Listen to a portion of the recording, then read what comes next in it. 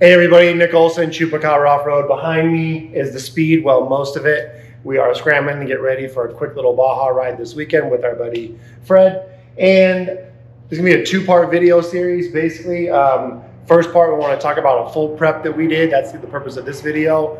The next video, which will be on our channel, which will be some of the upgrades we did with some of the wiring. So we'll hear me comment on that, but it's such a lot that we've been working on the car here. We wanna put it in two separate videos. It'll be easier to digest. So, car's got over 1,600 miles on it.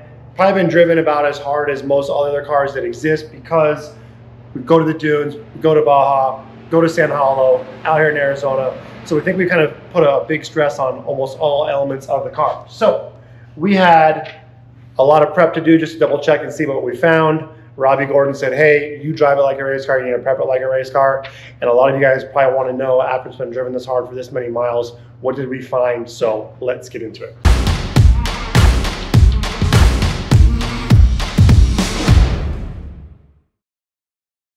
Okay, let's start off with an issue that I brought up in a couple of videos, the front clutch pack. Now, it seems like the four-wheel drive wasn't as working as it should.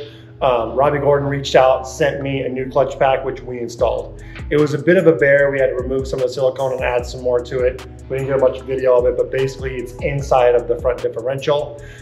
Unfortunately, I haven't driven it yet, or we're taking it to San Paulo soon, taking it to Baja. I'll let you know how it feels, but it felt like it was slipping a lot easier.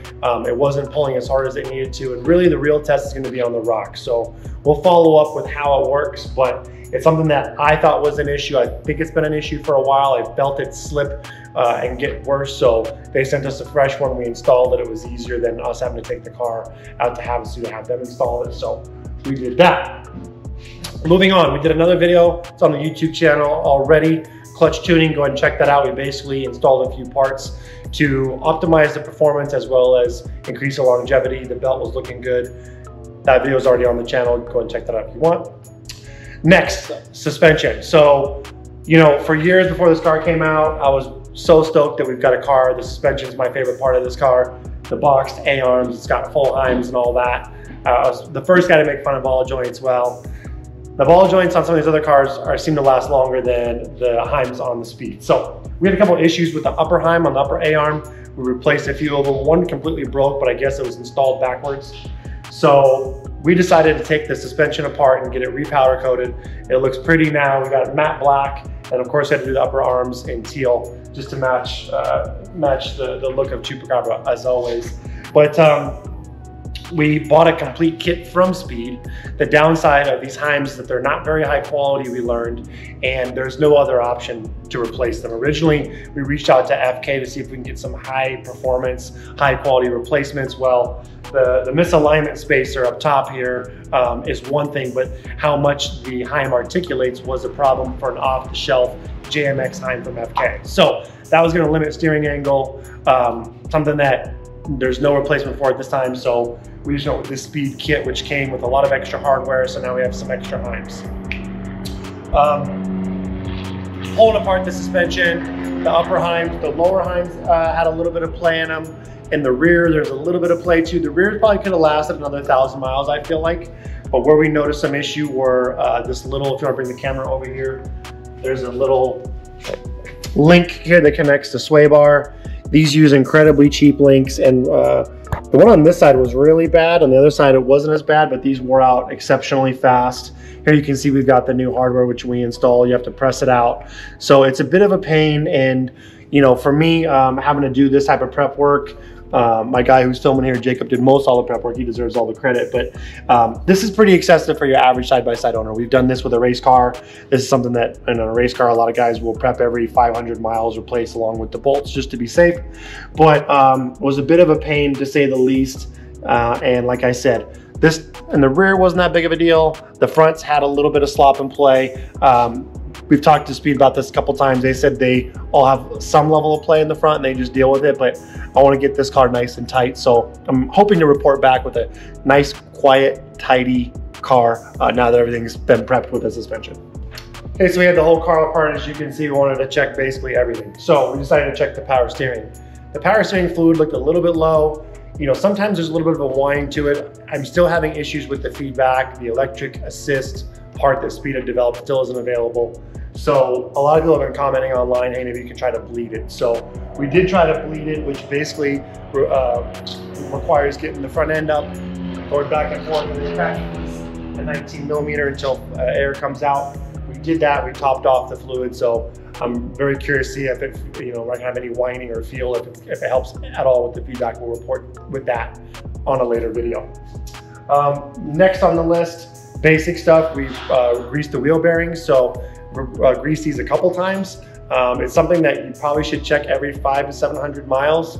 It's a bummer, it's messy, it's annoying, it's something that you don't necessarily do on a lot of other side-by-sides, but we've been doing it. And another thing that's honestly the biggest pain is the CVs. So we took the CVs, we bought some fancy grease. I think I have a tube of it.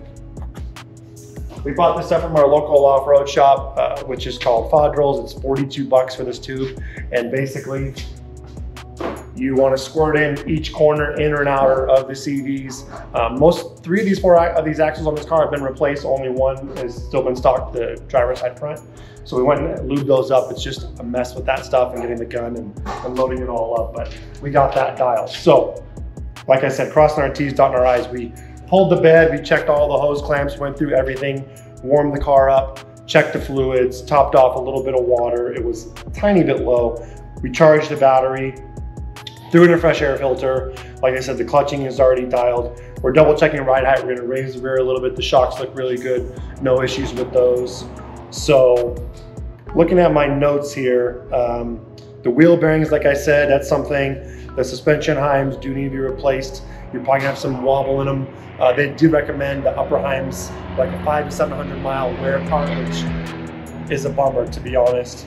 But other than that, I don't think we came across many other items. It's just double, triple checking. I've mentioned this on videos. This car's been back to speed several times. Lots of people have touched it. It's had a new motor, it's had a new trans. So we just wanted to, of course, drop the skid plate, check the linkage. We had to check the drive line, replace it with higher quality hardware, which came stock after we went and installed that new front clutch pack. So I'm feeling pretty good. I think we did what we could, and if there are any issues, we're not going to be too surprised, I guess. We're going to know how to hopefully fix them. Hopefully the car runs really safe and sound here for the next 1,500 to 2,000 miles. We are going to be driving it hard, taking it back to the rocks of Utah, taking it to Baja, and of course driving it here locally, even though it's summertime, because we ride all year round. So hope this was helpful. If you guys have a speed, go ahead and comment below if there's any questions. We're trying to kind of work together and help each other, and we're all learning.